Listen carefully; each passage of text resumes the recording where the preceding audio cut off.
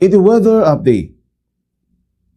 Iti alas 3 ti parbangon na sa repatpatan ti sentro ti severe tropical storm Domeng iti kadayungan 180 kilometers da ti northern Luzon.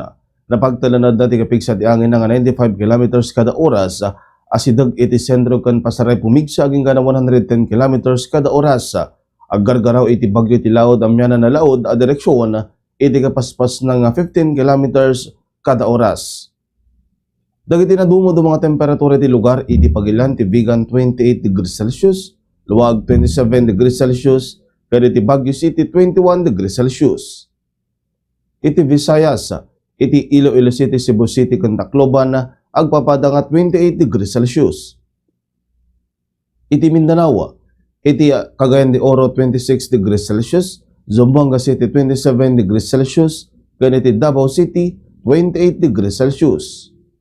T-Dex forecast itatangal daw 46 degrees Celsius iti Balera, Aurora.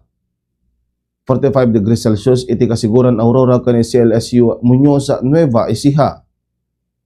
44 degrees Celsius iti Pasay City, Metro Manila, San Ildefonso, Bulacan, Sangli Point, Cavite City, Cavite, Infanta, Quezon, Rojas City, Capiz, Mambusaw, Capiz, kani ti Burungan, Eastern Samar. Simising tinit alas 5:26 ti bigat ket tumnek intun rabiya alas 6:21. Ditan ti weather update para ti Bombo News and Views.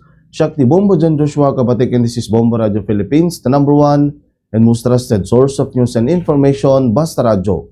Bombo!